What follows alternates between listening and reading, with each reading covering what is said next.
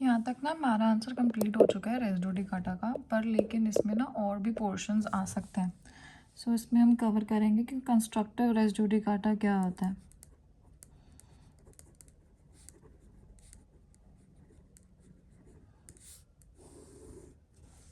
This is provided under explanation 4 of section 11. According to it, a matter will be constructively in issue if it might and ought to have been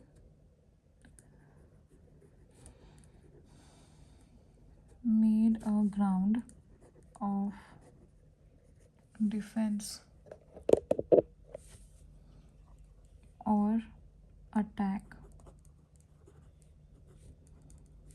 in former suits. इसको बोलते हैं constructive res judicata कि might and ought to have been made a ground of defence. Might और ought to have been made a ground of defence ये हो जाएगा कि आप जो बना सकते थे, तो इसमें ये एक्सप्लेन्ड भी है। देखिए, the primary objective is to cut the litigation by compelling the parties to the suit to rely upon all the grounds of attack or defense available to them। जो भी है ना सब यूज़ कर लो। if they fail to take such ground which they might and ought to have been taken it would be taken as raised and decided। उसको मान लिया जाएगा कि आपने उसको कर लिया है, मतलब रेज भी कर लिया और डिसाइड भी हो चुका है। इसमें एग्जाम्पल गिवन है यहाँ पे गिवन है principle underline constructive res judicata. इसमें देखते हैं क्या इंपॉर्टेंट है, फिर उसके फिर नोट्स बना लेंगे, आंसर बना लेंगे। According to the doctrine of constructive res judicata where the parties have had an opportunity of raising a matter. उनके पास एक अपॉर्चुनिटी थी एक मैटर को रेज करने की, और उनको वो अपॉर्चुनिटी लेनी चाहिए थी एज इफ वो एक्चुअल में रेज और डिसाइडेड हुआ है। That is why the rule is called constructive res judicata which in reality is an aspect of amplification of general principles of res judicata, held that the doctrine of res judicata is not applied, then the doctrine of finality of judgment pronounced by the courts would be materially affected। अगर इसको हम नहीं लेते हैं ना इस वाली चीज़ को कंसिडरेशन में, तो वो मटीरियली अफेक्ट हो जाएगी उसकी फाइनलिटी। ओके, तो इसमें बस इसका एक वो देखते हैं रीज़न बिहाइंड इट, मतलब कि क्या है रीजनिंग ऑफ प्रिंसिपल अंडरलाइन। तो इसे हम लिखेंगे कि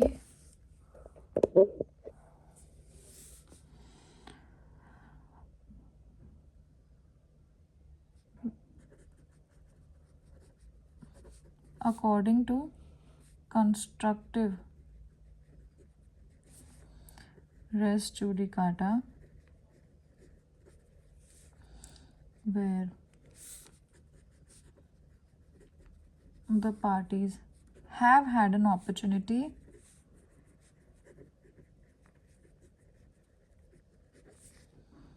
of raising a matter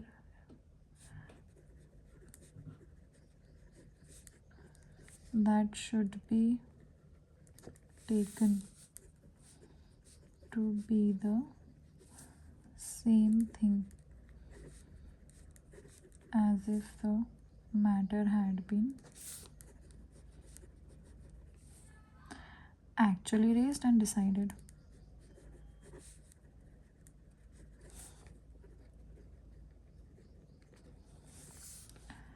It helps in raising the bar of res judicata by applying the general principles of res judicata। That is Y इसको कहते हैं कंस्ट्रक्टिव रेस जुडिकाटा। ओके, तो बहुत सिंपल मैनर में बोला है कि जो अपॉर्चुनिटी थी उसके पास तब, उस मैटर को रेज करने की, वो उसको तब भी उस मैटर में, उस चीज़ में ले लेनी चाहिए थी जैसे कि वो मैटर में तब एक्चुअली रेज था, डिसाइड था।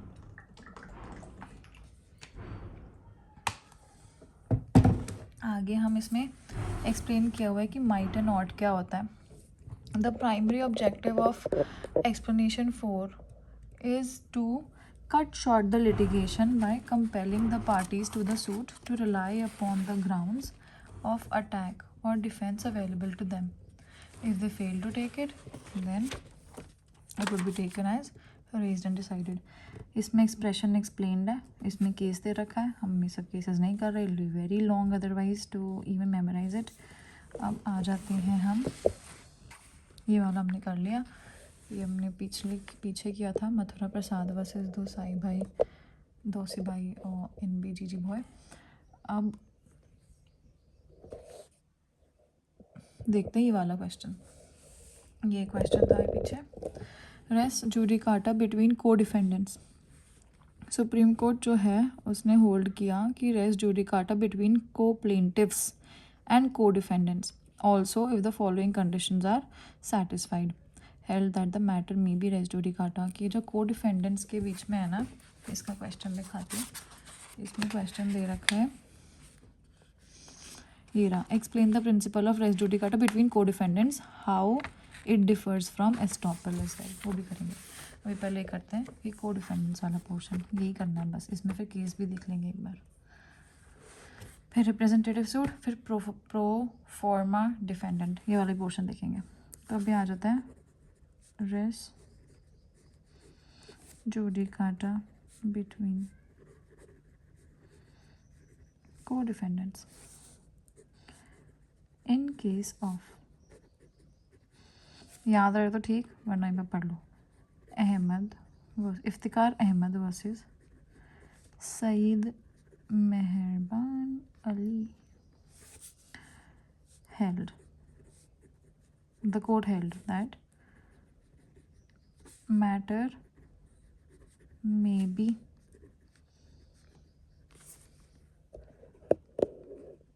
res judicata between co-plaintiffs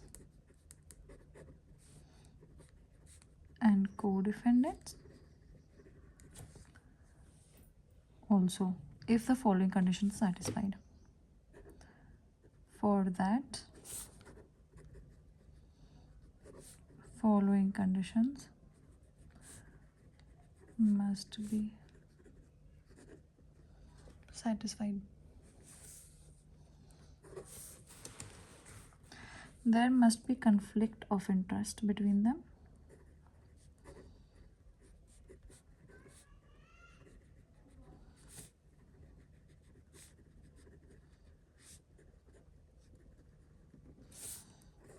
Two, it must be necessary to decide such conflict.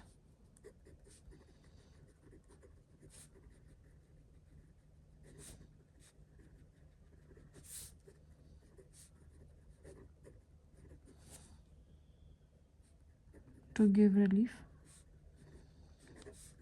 to plaintiff. The questions between them must be finally decided.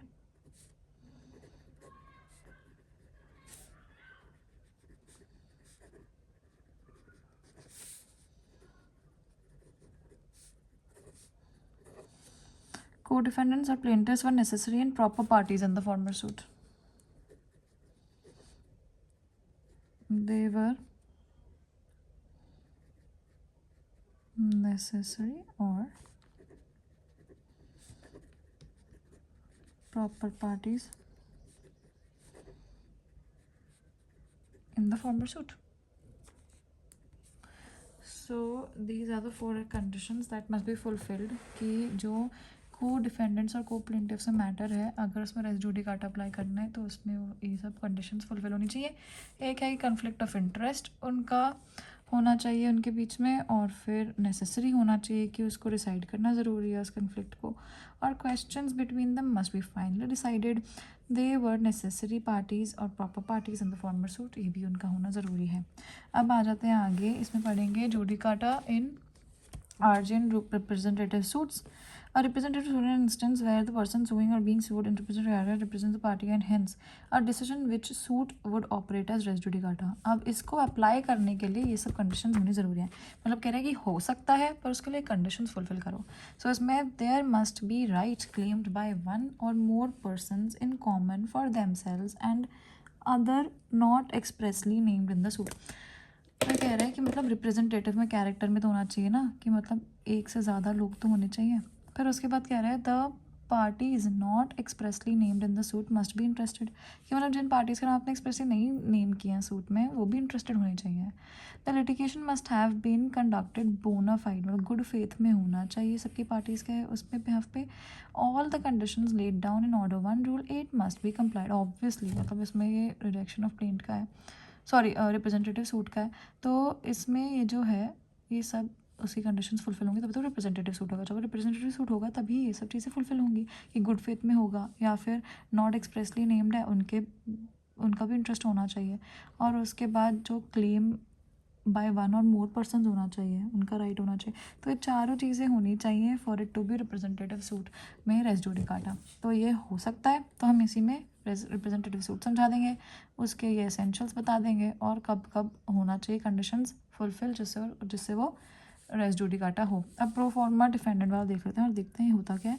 Pro forma defendant is a person against whom when no relief is claimed.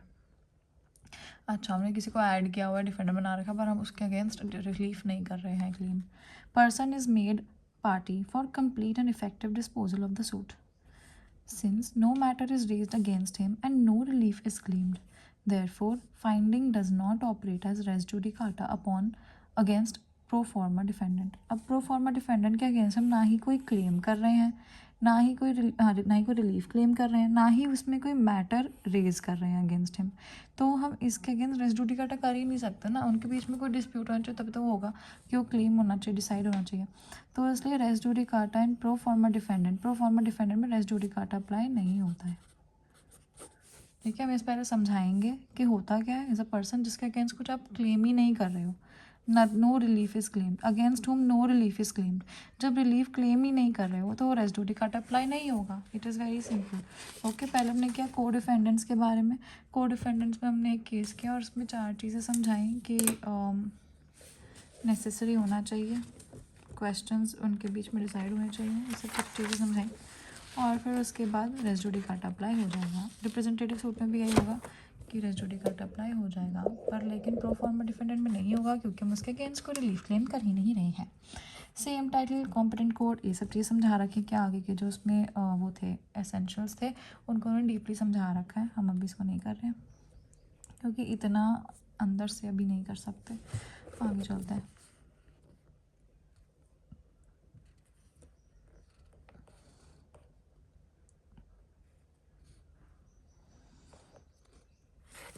Okay, अब आगे आ जाते हैं। इसमें से हमें कुछ questions करने थे।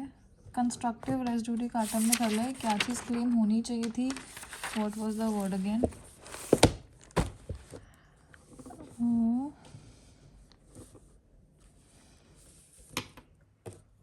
here parties have had an opportunity of raising a matter that should be taken to be the same thing as if the matter had been actually raised and decided. It helps in raising the bar of res judicata by applying the general principles of res judicata. अब हम क्या करेंगे, अब हम differences देखेंगे जो भी हमारे रेलेवेंट डिफरेंसेस हैं। सो let us write the difference between res judicata and estoppel first. Okay, so ये सब हमने कर ले कवर। थोड़े थोड़े छोटे छोटे एस्पेक्ट्स थे जो दो तीन मार्क्स में आ सकते हैं। अब कर लेते हैं res judicata एंड estoppel का डिफरेंस। ओके, ये मैंने सामने खोला हुआ है तो इसको वहाँ से करेंगे। This is the difference, let us do this. As we all know, the doctrine of res judicata results from the decision of the court.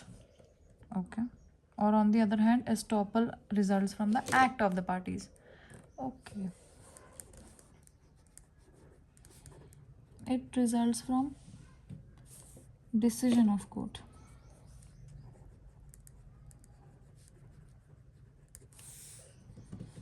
It results from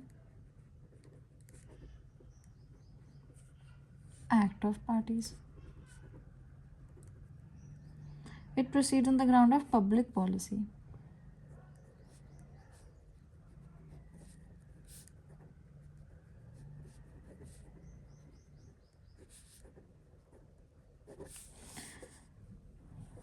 It is based on doctrine of equity.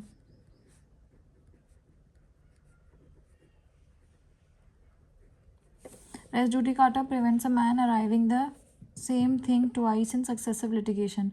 On the other hand, estoppel prevents him from seeing one thing at one time and doing the opposite at another. ये करते हैं. estoppel तो हमने TPA में भी पढ़ा हुआ है और एविडेंस में भी. Res judicata, it prevents one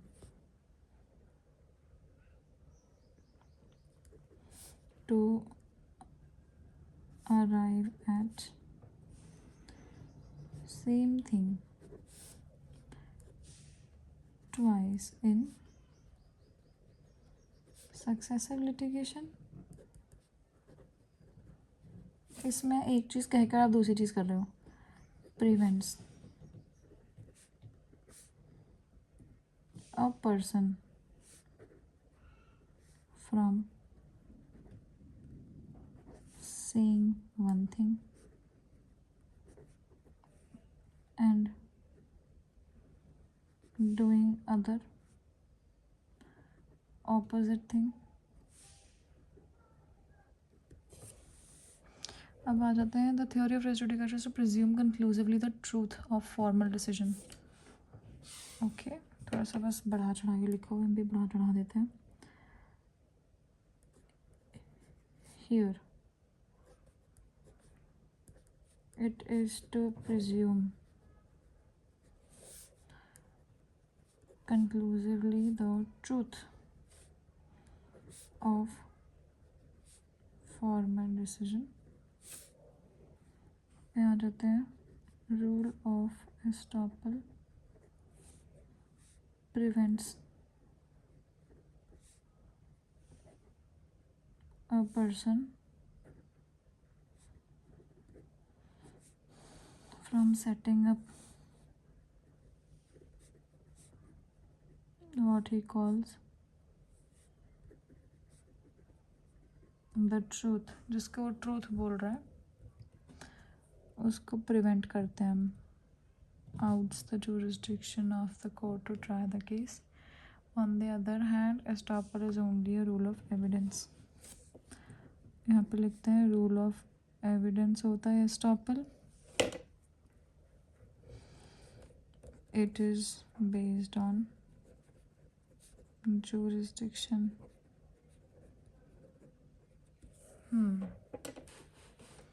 So this is the difference. Case में जो बोल रहा है इसमें भी डिफरेंस दे रखा था. एक बार इसको देख लेते हैं. केस भी था.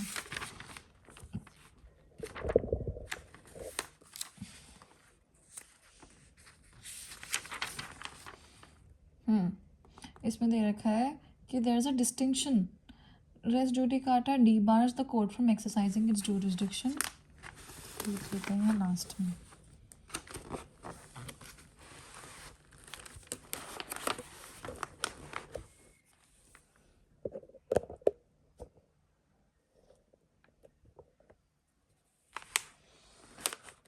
यहाँ से कर रहे हैं. Res judicata debars court from exercising its jurisdiction to determine the list if it has attained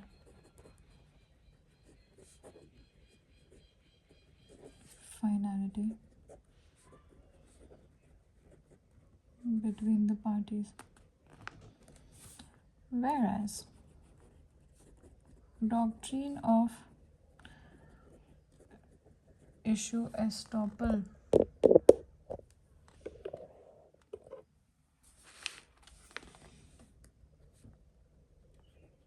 is involved against a party if an issue has been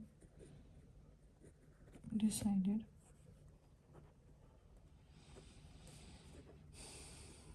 against a party, the party would be stopped from raising the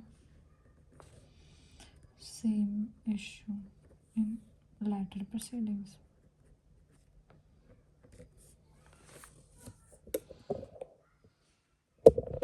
अब next topic जो हमें cover करना है, ये तो था हमने difference किया इन दोनों के बीच में, हमें ऑर्डर 2 एंड रूल 2 के बीच का भी डिफरेंस करना है फिलहाल भी. What is left for us to do, ये सारे क्वेश्चंस हैं जो आए हुए हैं. पहले कंस्ट्रक्टिव रेस जुडिकाटा एक्सप्लेन कर दिया, फिर yes it does apply to execution proceedings, apply करता है रेस जुडिकाटा. ओके, एक्सप्लेन कर दिया. स्टे ऑफ सूट मतलब रेस सब जुडिस से कैसे डिफरेंट है वो एक्सप्लेन करना है.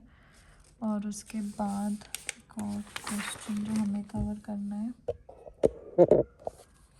वो है res judicata applies to PIL. ये वाला पोर्शन करना है कि क्या ये PIL को भी अप्लाई करती है. इसमें ना दे नहीं रखा शायद ये पब्लिक इंटरेस्ट लिटिगेशन.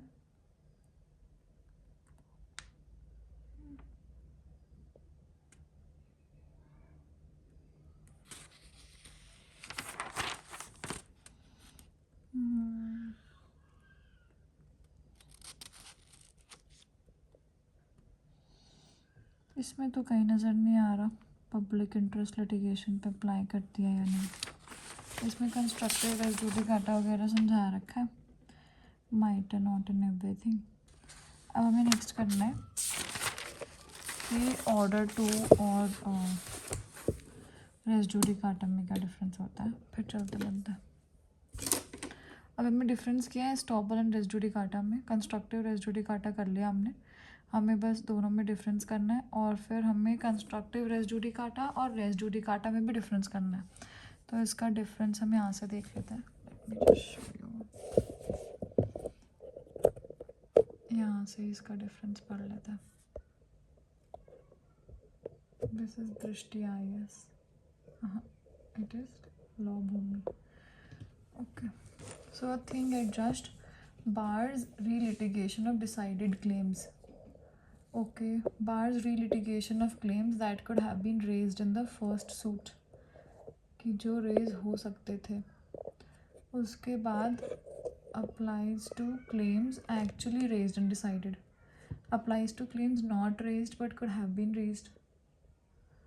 फिर यहाँ पे final judgment on the merits, ऐसे करके इन दोनों में डिफरेंस दिया हुआ है. कुछ खास डिफरेंस लग नहीं रहा.